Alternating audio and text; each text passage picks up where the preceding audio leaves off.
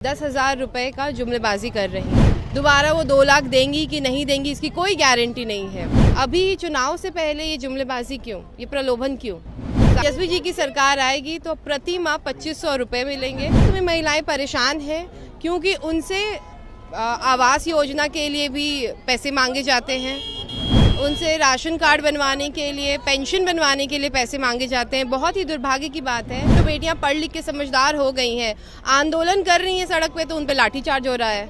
यही तो है सुशासन की सरकार। बेटियों को नौकरी नहीं, वो डर रही हैं तेजस्वी जी के इरादों से, तेजस्वी जी के समर्थकों से। तेजस्वी यादव आज महिला संवाद कार्यक्रम वेटनरी कॉलेज के ग्राउंड में बुलाए थे। तमाम बिहार से महिला तेजस्वी यादव से संवाद करने के लिए पहुंची थी। देखिए हमारे साथ सोनाली सिंह पहुंची हैं बात करने के लिए। तेजस्वी यादव के कार्यक्रम में पहुंची थी। तेजस्वी यादव ने क्या कुछ कहा है महिलाओं को लेकर? तेजस्वी जी ने महिलाओं के लिए बहुत सारी योजनाएं जैसे वो लेके आए हैं, तो उन्होंने बताया है कि उनकी सरकार आने पे महिलाओं को कितने सारे फ़ायदे होंगे।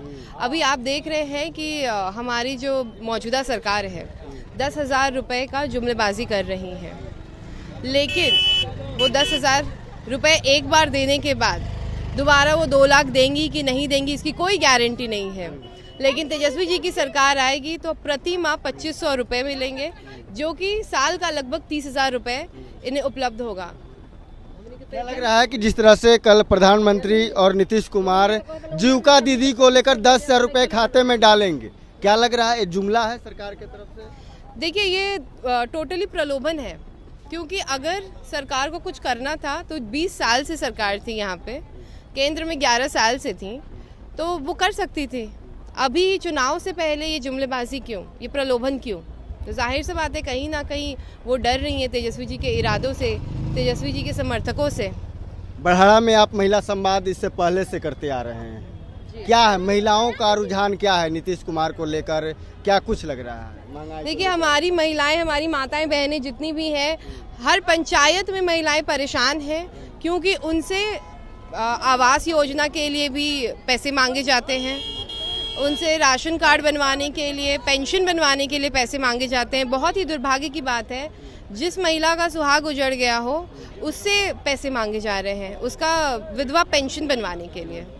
बच्चे स्कूल जा रहे हैं तो वह शिक्षक नहीं है, पढ़ाई नहीं हो रहा है, रोजगार के अवसर कम है।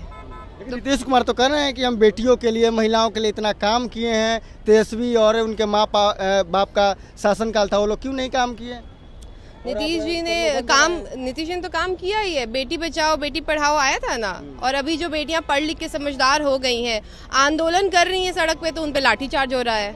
यही तो है सुशासन की सरकार। बेटियों को नौकरी नहीं मिल रही है। देखिए अगर 1000 की संख्या में आप 10 को दे रहे हैं, बाकी 990 का क्या, ये बताइए ना। कि जो हमारी एनडीए की सरकार एनडीए की सरकार है, उन्होंने क्या कहा था कि हर साल 2 करोड़ नौकरियां देंगे। मिली 2 करोड़ नौकरियां? और जो बच्चे हमारे पढ़ लिख के नौकरी के लिए आंदोलन कर रहे हैं, उन पे लाठीचार्ज करने का क्या मतलब बनता है? अगर किसान आंदोलन करेंगे तो उन पे लाठीचार्ज, बच्चे आंदोलन करेंगे तो उन पे लाठीचार्ज। आखिर क्या है ये? यही है सुशासन।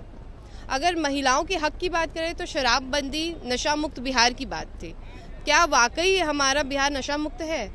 अगर हमारे गांव में आएंगे, हमारे पंचायत में आएंगे, तो घर घर शराब मिलेगा। छोटे छोटे बच्चे डिलीवरी बॉय का काम तो कार्रवाई कर रही है, वो पकड़ती है, 1-2 लोग को पकड़ती है और बस उनका हो जाता है। ये सेटिंग वेटिंग के साथ होता है, ये आए दिन होता है और खुलेआम होता है।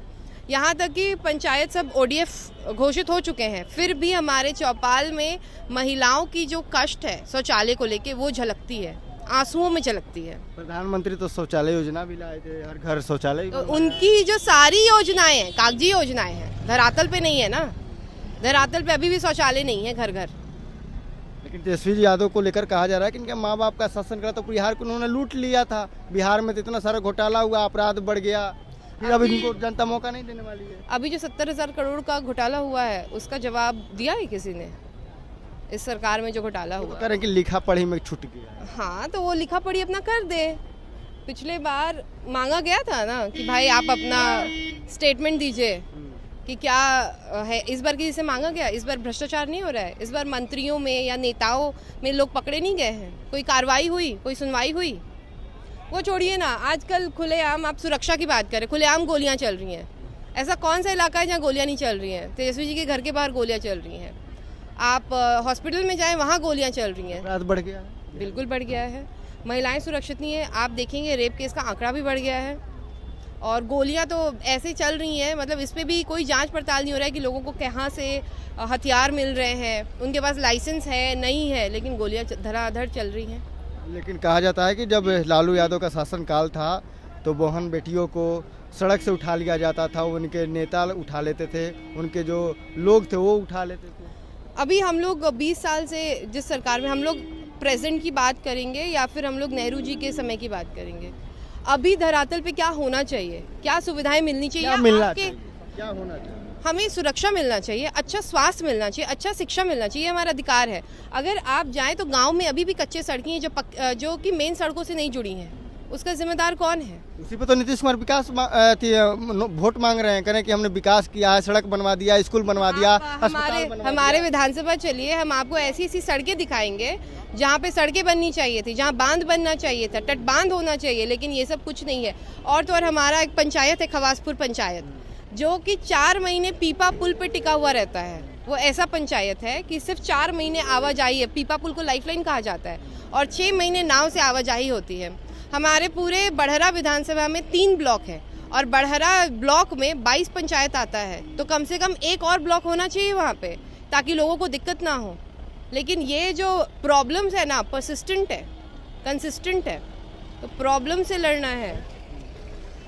बिल्कुल, देखिए हमारे साथ बड़हरा विधानसभा से सोनाली सिंह थे, ये पहुंचे थे तेजस्वी यादव के कार्यक्रम महिला संवाद में, और तेजस्वी यादव ने क्या कुछ कहा है, महिलाओं को क्या कुछ टास्क दिए हैं, वो तमाम बातें को बताया इन्होंने, और कहा कि देखिए किस तरह से नीतीश कुमार ने कोई विकास नहीं किया है। तेजस्वी यादव आएंगे तो बिहार में विकास होगा, आपराधिक घटनाएं हैं वो समाप्त होगी, महिलाओं के लिए और बेटियों के लिए तेजस्वी यादव काम करेंगे। Prince Kushwaha, first Bihar. विद्या विहार आवासीय विद्यालय 29 वर्षों से आपके बच्चों को शिक्षा, खेल और सांस्कृतिक रूप से समृद्ध कर रहा है। बिहार के पूर्णिया में स्थित हमारा 40 एकड़ का हरा भरा परिसर और 27 एकड़ का खेल मैदान एक ऐसा वातावरण प्रदान करता है जहां विद्यार्थी न केवल पढ़ाई में बल्कि हर क्षेत्र में आगे बढ़ते हैं। विद्या विहार आवासीय विद्यालय परोरा, पूर्णिया, बिहार। जहां 27 वर्षों के सफर में 17,000 से भी अधिक छात्रों ने डॉक्टर एवं इंजीनियर बनकर भरे सफलता की ऊंची उड़ान, जहां साधारण छात्र भी झारखंड टॉपर्स बनकर बना रहे इतिहास। दूरदर्शी शिक्षाविद श्री विपिन सिंह के मार्गदर्शन में मेडिकल एवं इंजीनियरिंग के लाखों छात्रों के लिए आशा की किरण के रूप में गोल नेशंस लीडिंग इंस्टीट्यूट